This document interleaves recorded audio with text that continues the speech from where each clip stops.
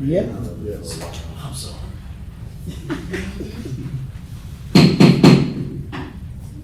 It's 5:34. We call the committee meetings of the Port Allen City Council in order for September 4th, 2024. At this time, I'd like to request everyone either turn off or silence your electronic devices, please.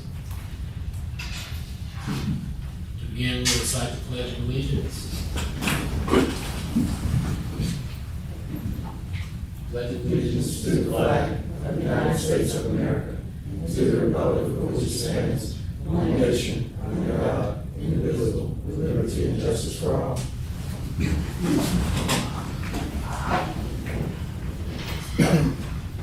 Call the Public Safety Committee in order to establish a quorum. May we have a roll call, please? Mr. Riviere. Here. Ms. Lacy. Here. Ms. Gordon. Here. Council President. Thank you. Item number 4, the Police Department report. In the absence of Chief Hicks, we have Allard, yes, Celestine. Yes, Detective Sergeant Celestine, standing in for Chief Hicks. Good evening, everybody. Good evening. All right, so go through the report, mostly the highlights, and then try to answer any questions that you guys may have best I can.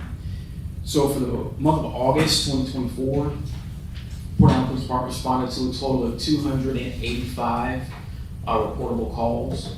So among those would be 53 alarms. That's going to be residential and commercial alarm responses. 11 requests to assist the Port Allen Fire Department.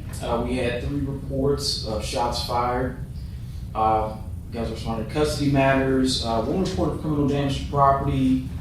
15 disturbances. 2 assault complaints. 12 theft complaints. 4 requests to assist other law enforcement agencies. We had 5 hit and runs. 12 reports of somebody remaining after forbidden, 4 batteries, a number of civil matters, and suspicious activity reports. We had 47 medical calls in the city that city police helped respond to. 6 matters under investigation. 16 reports that were more or less just information on no crimes reported. Our hot spot, the high area as far as call volume for the month was actually in the southeast quadrant, southeast of Court and LA1 intersection. A total of 20 arrests during the month, 27 crashes, 6 additional private property crashes, 23 traffic citations were issued.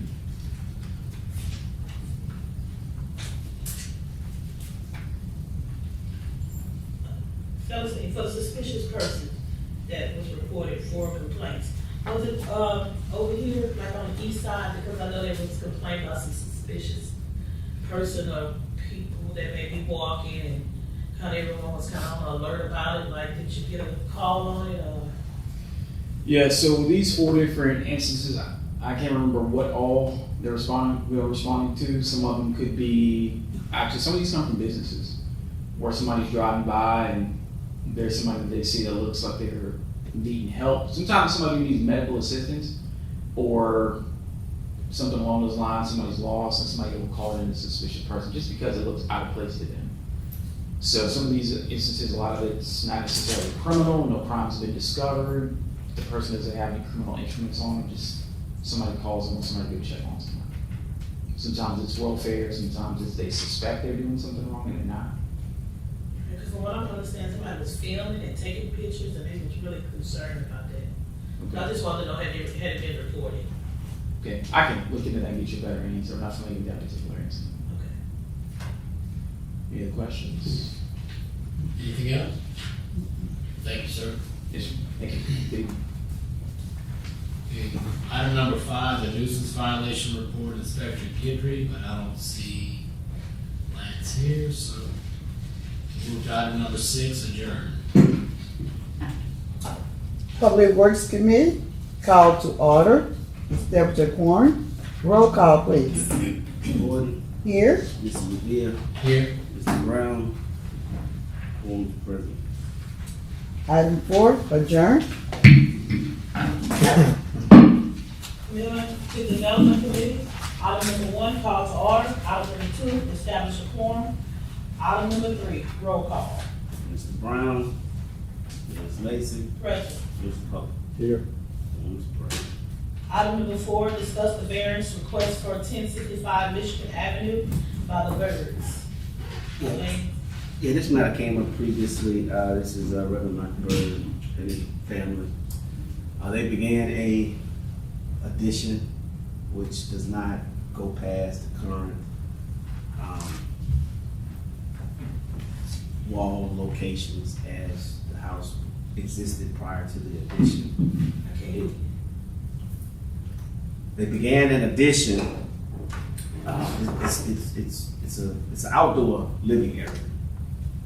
So it's on the back side of the house.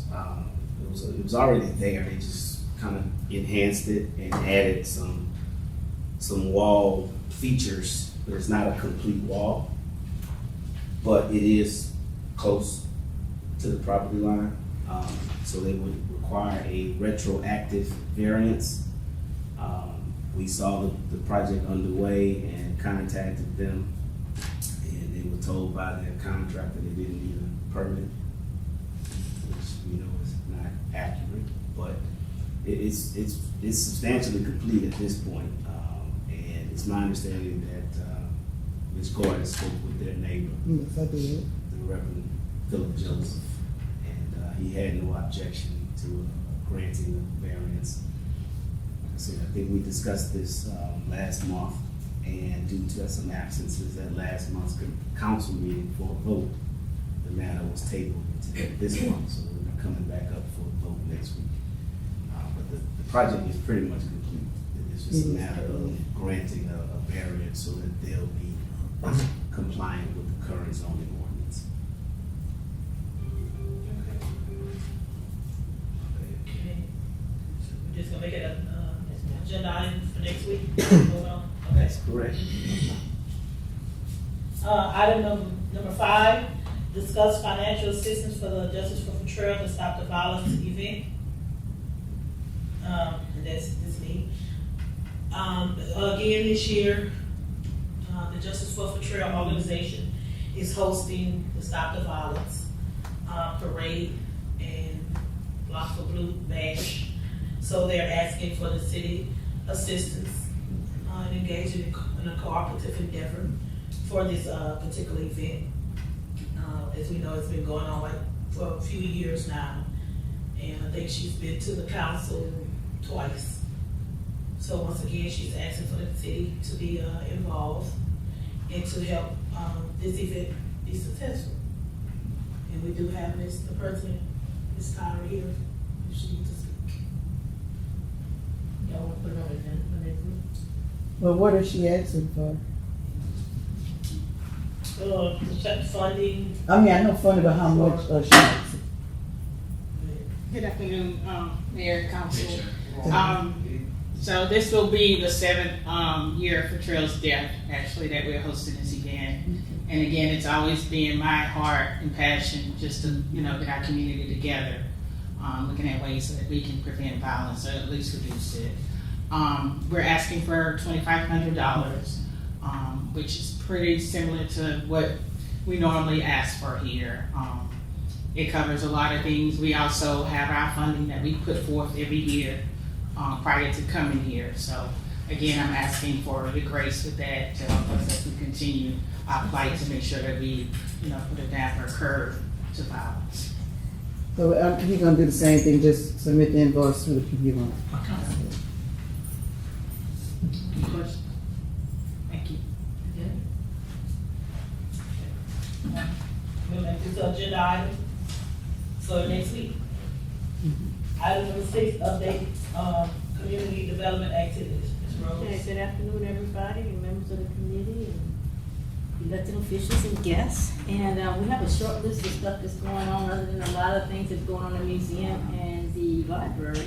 I kind of want to bring everybody's attention to that on September 22nd, in conjunction with the Backstage Hollywood exhibit at the museum. There will be a presentation and a lecture series done by the West Sandwich Historical Association, and an actor and will give a stage talk. His name is John Meese, and it's paid for by the Ethel Claiborne Dameron lecture series. Also on October 6th, everybody will, in the parish, I know, looks forward to the annual Sugar Fest. And of course, it will be bigger and better, hopefully this year, so we're very, very excited about it. They'll have the dinners that will be sold by the Historical Association and all the fun that they normally have at the Sugar Fest. I also am bringing to you a request, and I think I mentioned it last month, and every year we also assist Save Our Sons for their parade, the Black History Month parade, which is in February. Mr. Slaughter will be here next week to answer any questions that you might have, but we're asking for that amount. I think what we gave them $3,000 last year. I think it was 2,500 too. I don't know. I think we gave them to, I'm pretty sure we did. But whatever the maximum, and then what they have to do is present the invoices. If it's a corporate endeavor, they present the invoices to the city. So we don't just give them a check. It's a matter of that the invoices do go through the city. So I'm asking that that will be put on the agenda for next week so that Mr. Slaughter can address the committee. If that's okay with you, Madam Acting Chairman. Okay. Also, we're trying to do an event, and I'm trying to get some outside sponsorships now. We really wanted to do a fall fest for our senior citizens. We've done the roundup before, and so we're just a few dollars short. So once we get our sponsorships, and we can come back and try to get a date. We had a couple of dates down, but we don't have get private sponsorships for that. So we'll kind of update everybody if we have the commitments by next week. Other than that, we've done what we call a senior roundup, which is where our senior citizens come dressed in Western attire. We give them a barbecue and take salad and baked beans and everything, just like a Western event, and have a band. And it has happened behind in the pavilion area, early evening, late afternoon, early evening, and they've seemed to enjoy it, especially with their new jeans and boots. So I got the request to try to bring that back. So we're just trying to make sure that we can try to get all that paid for. So we're hitting up our private funds right now. Well, you know, for the last 4 years, I've been doing a fall fest, right? October the 6th. Yeah, this is the festival where I get the local business owners to come in and give back. Sometimes we may look at it like as a harvest festival. And this year we're gonna add a cancer walk to it. And so that's been going on since like the last 4 years. Okay. That would kind of alleviate. At the William and Lee Park, Okay. from 12 to 5.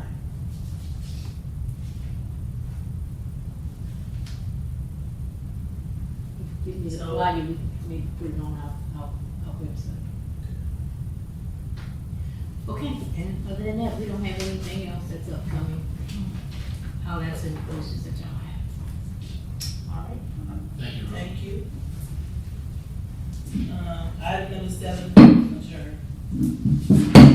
On the Personnel Committee to order, establish a quorum. Could we have a roll call, please? Mr. Hubble, Here. Ms. Gordon, Here. Mr. Riviere, Here. Court President. Item number 4, discuss the following employees' completion of probationary period. Eric Jackson in Water and Gas.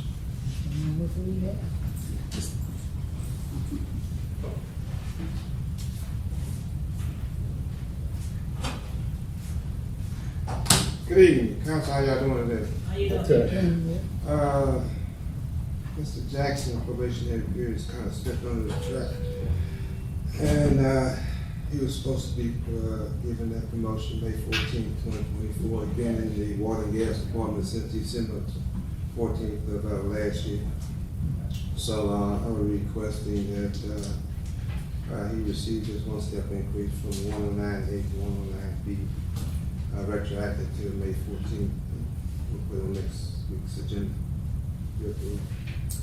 Mayor, he's the only worker we have with Water and Gas right now, right? Yeah. The other group. Well, other than Mr. Landry was on sick. Yeah, but who's out helping him? Nobody. Nobody. Yeah, He he got just- other workers, you know, if he needs help with roads and drainage. Darryl Lewis has stepped up. In fact, I would probably be asking for a step increase for him to, for additional manpower that he's coming for Mr. Landry while he's off. The only way we can communicate with Mr. Landry is by telephone. And Darryl is the only person that can come out and assist those particular calls until Mr. Landry get back. And if the Dow have whatever certifications that they needed for, He got his gas certification. He just don't have the certification for water, but he has his gas certification. And he's been working with the water and gas company for since he's been, and he's very knowledgeable. But he hadn't pursued getting his certification for a water operator. so we're not gonna worry about the contracted company or? No, I'm still negotiating with the three companies really now. Southern Underground, TMB, and Industrial Enterprise. In fact, Southern hired Southern Underground to go ahead and do the tie-ins at the new subdivision on Court Street. So they're doing at least about that, I think 25 water and gas tie-ins at this particular time. They're building those houses pretty quick, and they're getting ready to start the third phase toward the front. So by the end of the year, most of the front area will probably be filled with homes in there. To start, the next phase will be across the huge canal that divides that subdivision. They have the medium-sized and large homes in the back. Mayor, who are the three Southern Underground, TMB? Southern Underground, TMB, and Industrial Enterprise. The Southern is already hired to do the job of the. Yeah, they're just doing our tie-ins. It's basically new construction, so it's just running the lines to the main line and connecting to the homes and putting in the meters.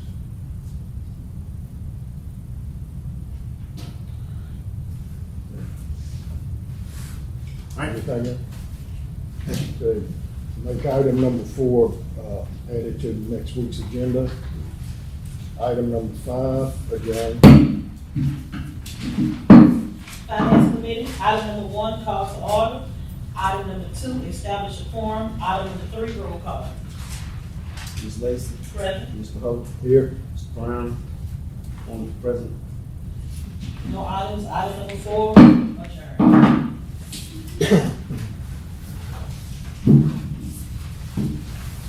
Mayor correspondence. Mr. Jefferson, Mr. Giddy is, so y'all don't think I have to get You got her? You got something for us? Yeah. Oh, okay. So I'm going to call your committee back to order. Chairman. Call the Public Safety Committee back to order. Do we need another roll call? We have a roll call Mr. Riviere, here. Ms. Lacy, Present. Ms. Gordon, Here. on present.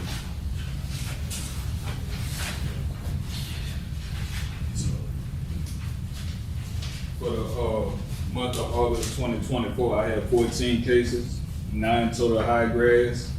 I had 4 section 34-412 with yard trash, 1 section 34-28D with the roof, and I still have 11 open on those. And I seen a couple of them when I was coming in that's been closed already too, so I'm gonna have those closed out after a while. You had said something about 7-Eleven Bluebell? 7-Eleven Bluebell, I went over there and checked that. That's gonna be another one we gonna put on the condemnation. We have 7-Eleven Bluebell, and we have those 2 on Avenue B, the 2 houses that burned down on Avenue B. I'm gonna start on those. I I passed by Avenue C, I forgot that address. That one need to be on the condemnation list, cause that one's starting to bubble.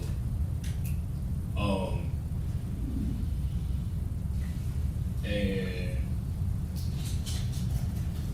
the ones you was talking about also, Avenue G, that, they took care of that. They did, yeah. The limb, they took care of that. And something else.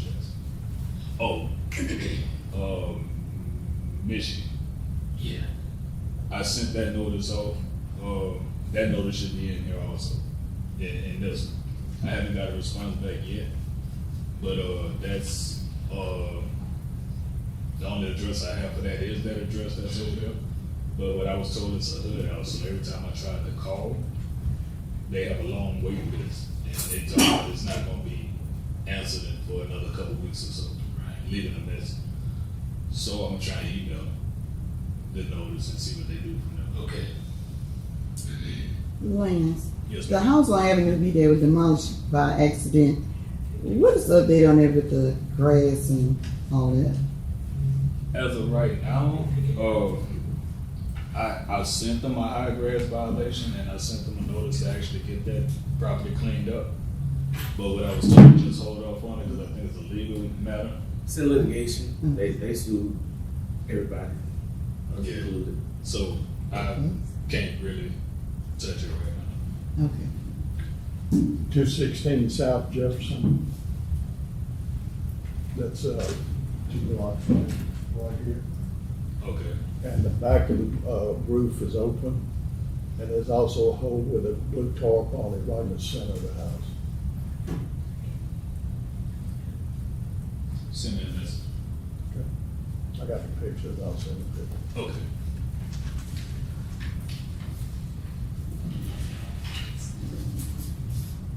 So, yeah, so late.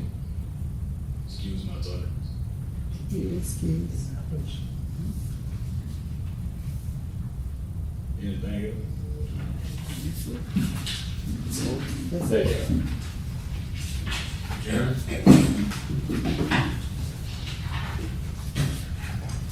You know, just right quick, council, library's giving a color run this Saturday at the library, Boston Library, go down,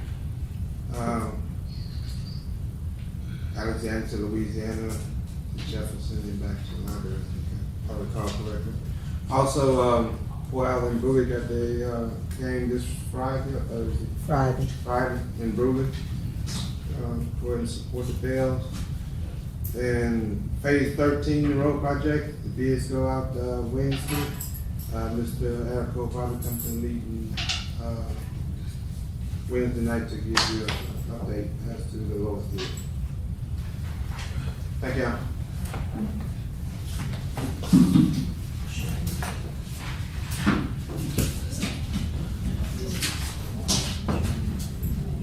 Oh, adjourn.